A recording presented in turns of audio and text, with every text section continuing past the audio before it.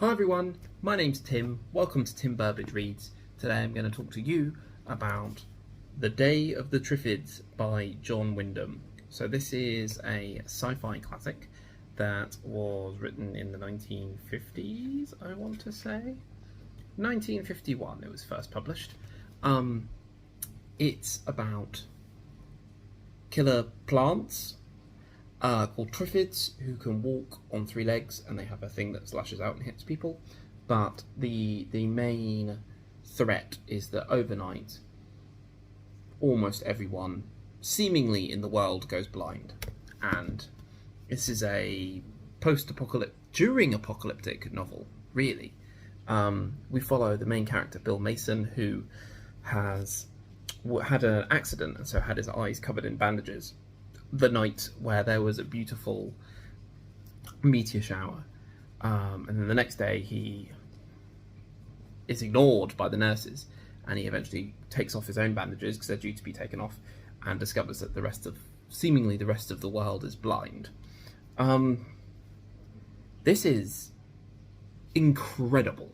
So it's there's a reason why this is a classic, because it's so good. Because the main character, Bill, the Triffids aren't really the enemy here, though they are definitely an antagonist. More, the enemy here is humanity itself and how it would cope with something this disastrous. So, to start with, I'm not going to go into too many spoilers, but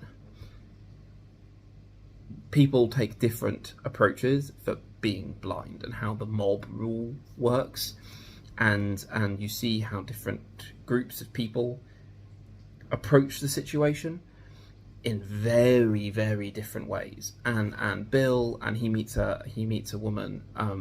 They try to stay together through it because they can both see. They meet different groups of people who present their own threats, as well as the killer plants being the Triffids. And this is set in London. It's written by a Brit. It's set in London, all the characters are British, and it's quite haunting. It's not quite. Very haunting how they portray London falling apart so quickly. And there's a bit here that I read. While I was reading it, I was like, I need to remember this, because this is just brilliant. So I'm going to read it to you. Above it all rose the Houses of Parliament, with the hands of the clock stopped at 3 minutes past 6. It was difficult to believe that all that meant nothing anymore, that now it was just a pretentious confection in uncertain stone which could decay in peace. Let it shower its crumbling pinnacles onto the terrace as it would, there would be no more indignant members complaining of the risk to their valuable lives. Into those halls which had in their day set world echoes to good intentions and sad expediences, the roofs could in due course fall. There would be none to stop them and none to care.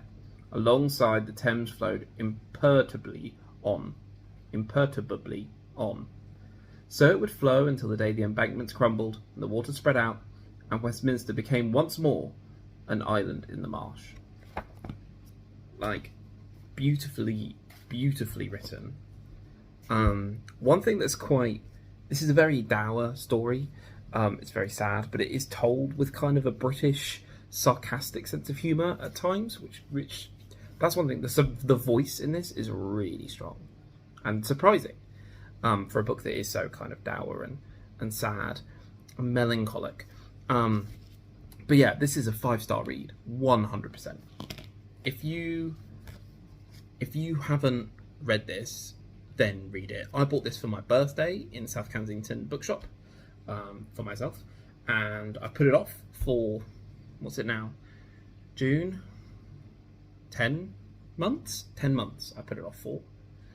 I don't know why, because it was so good, and I will definitely look to find more from John Wyndham, because people say, the Midwich Cuckoos is great, people say the Chrysalids is great, so I will definitely keep an eye out for more. Especially, I quite like this cover.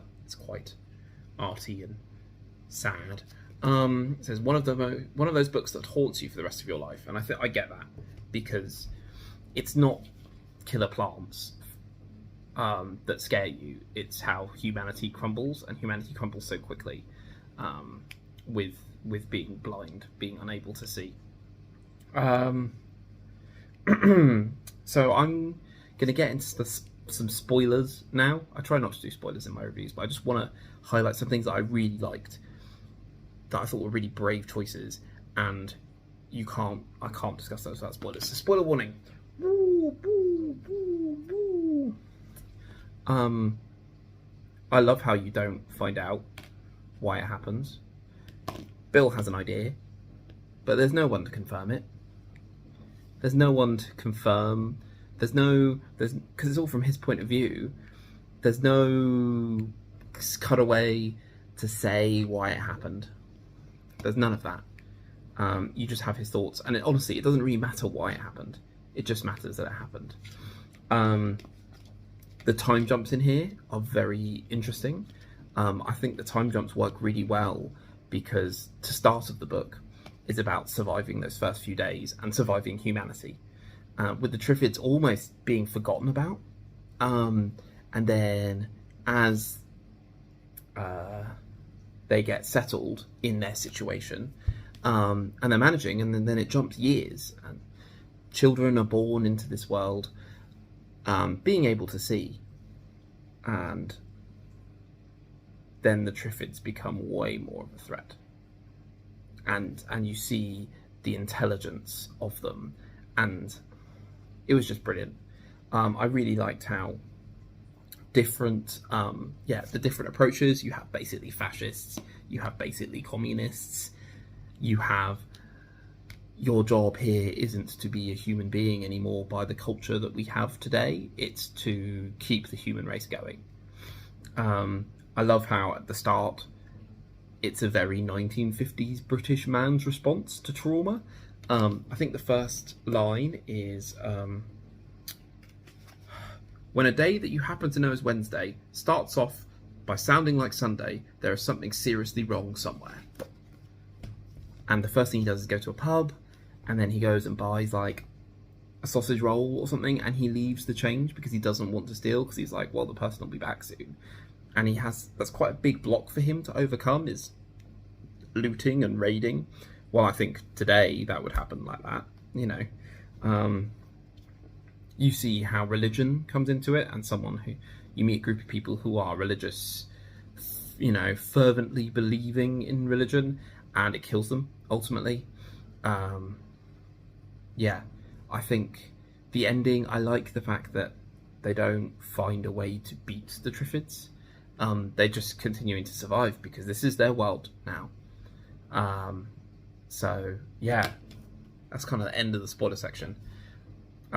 It was just brilliant, and I really think everyone should read this book, because it's quite short. I tried to read it before I went on holiday. I didn't quite get there, so I had to read it on the plane. And it was brilliant. So yeah, 5 stars, absolutely 5 stars. One of my books of the year so far, definitely.